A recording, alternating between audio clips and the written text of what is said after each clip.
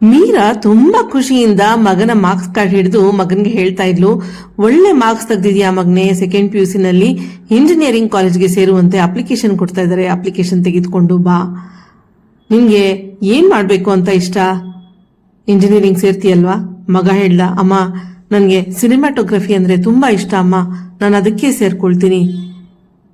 ಮೀರಾಗೆ ತುಂಬಾನೇ ಬೇಸರ ಆಯ್ತು. ಏನು ಸಿನಿಮಾಟೋಗ್ರಫಿನ, ಏನ್ ಫ್ಯೂಚರ್ ಇದೆ ಅದರಲ್ಲಿ, ಯಾಕೆ ಇವನು ಈ ರೀತಿ ಎಲ್ಲ ಹೇಳ್ತಾ ಇದ್ದಾನೆ? ಆದ್ರೆ ಅವಳು ಮಗನ ಒಂದು ಮಾತು ಕೇಳಲಿಲ್ಲ, ಅವನ್ನ ಇಂಜಿನಿಯರಿಂಗ್ ಕಾಲೇಜ್ಗೆ ಸೇರ್ಸೇ ಬಿಟ್ಲು.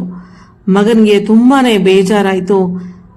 ಅವನ ಕ್ಲಾಸ್ಮೇಟ್ಸ್ ಎಲ್ಲ ಕ್ಲಾಸಲ್ಲಿ ಪಾಠ ಕೇಳ್ತಾ ಇದ್ರೆ ಇವನು ಯಾವುದೋ ಒಂದು ಪಾರ್ಕಲ್ಲಿ ಎಲ್ಲೋ ಒಂದ್ ಕಡೆ ಅಲ್ದಾಡ್ಕೊಂಡು ಕಾಲ ಕಳೀತಾ ಇದ್ದ. ಅವನ ಮುಖದಲ್ಲಿದ್ದ ನಗು ಕೂಡ ಮಾಯವಾಗಿ ಬಿಟ್ಟಿತ್ತು. ತುಂಬಾನೇ ಬೇಸರದಲ್ಲಿದ್ದ. ಹೀಗಿರ್ಬೇಕಾದ್ರೆ ಒಂದು ದಿನ ಕಾಲೇಜಿಂದ ಮೀರಾಗೆ ಫೋನ್ ಕಾಲ್ ಬರುತ್ತೆ. ಮ್ಯಾಮ್, ನಿಮ್ಮ ಮಗ ತುಂಬಾ ಕ್ಲಾಸಸ್ನ ಮಿಸ್ ಮಾಡ್ಕೊಂಡಿದ್ದಾನೆ, ಅವನಿಗೆ ಎಕ್ಸಾಮ್ ಬರೆಯೋದಕ್ಕೆ ನಾವು ಈ ಸರಿ ಅವಕಾಶ ಕೊಡೋದಿಲ್ಲ ಅಂತ. ಮೀರಾಗೆ ಏನ್ ಮಾಡ್ಬೇಕು ಅಂತಾನೆ ಗೊತ್ತಾಗೋದಿಲ್ಲ. ತುಂಬಾನೇ ಬೇಜಾರ್ ಮಾಡ್ಕೊಳ್ತಾಳೆ. ಇದನ್ನೆಲ್ಲ ಗಮನಿಸಿದ ಶಾಲೆಯ ಪ್ರಿನ್ಸಿಪಲ್ ಅವಳತ್ರ ಬಂದು ಕೇಳ್ತಾರೆ, Meera, is everything all right? Meera ತನ್ನಲ್ಲಿದ್ದಂತಹ ಎಲ್ಲ ದುಃಖವನ್ನ ಹೊರಗೆ ಹಾಕ್ತಾಳೆ. ಪ್ರಿನ್ಸಿಪಲ್ ಎಲ್ಲಾ ಮಾತುಗಳನ್ನ ಸಮಾಧಾನವಾಗಿ ಕೇಳಿ ಕೊನೆಗೆ ಅವಳಿಗೆ ಸಾಂತ್ವನವನ್ನ ಹೇಳ್ತಾರೆ. Meera, it's okay to waste 1 year and years fees, but not 4 years and your son's passion ಅಂತ. ಈ ಮಾತು ಮೀರಾಳ ಮನಸ್ಸಿಗೆ ತುಂಬಾನೇ ನಾಟುತ್ತೆ. ಅವತ್ತಿನ ದಿನ ರಾತ್ರಿನೇ ಮನೆಗೆ ಬಂದು ಮಗನ ಹತ್ರ ಮಾತಾಡ್ತಾಳೆ, ನಿನ್ಗೇನಪ್ಪ, ಏನ್ ಮಾಡ್ಬೇಕು ಅಂತ ಇಷ್ಟ ಇದೆ ಅಂತ.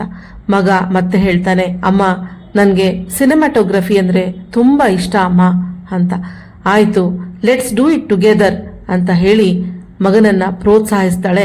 ಅವನನ್ನ ಒಂದು ಒಳ್ಳೆಯ ಕಾಲೇಜ್ಗೆ ಸೇರಿಸ್ತಾಳೆ. 4 ವರ್ಷಗಳ ಬಳಿಕ ಮಗ ಉತ್ತಮವಾದ ಅಂಕಗಳೊಂದಿಗೆ ಸಿನಿಮಾಟೋಗ್ರಫಿ ಡಿಗ್ರಿಯನ್ನ ಪಡೆದುಕೊಳ್ತಾನೆ. ಹಾಗೆ ಪೋಸ್ಟ್ ಗ್ರಾಜುಯೇಷನ್ ಕೂಡ ಮಾಡ್ತಾನೆ. ಈಗ ಅವನು ಕೆನಡಾದಲ್ಲಿ ಒಂದು ಫಿಲಂ ಪ್ರೊಡಕ್ಷನ್ ಕಂಪನಿಯಲ್ಲಿ ಕೆಲಸ ಮಾಡ್ತಾ ಇದ್ದಾನೆ. ತುಂಬಾ ಖುಷಿಯಾಗಿದ್ದಾನೆ, ಪ್ರಪಂಚ ಸುತ್ತುತ್ತಾ ಇದ್ದಾನೆ. ಈ ಕಡೆ ಮೀರಾ ತನ್ನ ಮಗನ ಸಾಧನೆಯನ್ನ, ಯಶಸ್ಸನ್ನ ಎಲ್ಲರೊಂದಿಗೆ ಹಂಚ್ಕೊಳ್ತಾ ಇದ್ದಾಳೆ. My son followed his passion and I am so glad ಅಂತ. ಪೋಷಕರೇ, ನೀವು ನಿಮ್ಮ ಮಕ್ಕಳನ್ನ ಯಾವುದಾದ್ರೂ ಕೋರ್ಸ್ಗೆ ಸೇರಿಸೋದಕ್ಕಿಂತ ಮುಂಚೆ ಅವರ ಆಸಕ್ತಿ ಏನು, ಎಬಿಲಿಟಿ ಏನು, ಪ್ಯಾಷನ್ ಏನು ಅನ್ನೋದನ್ನ ಅರ್ಥ ಮಾಡ್ಕೊಳ್ಳಿ. ಒಮ್ಮೆ ಅವರನ್ನ ಕೇಳಿ ನೋಡಿ.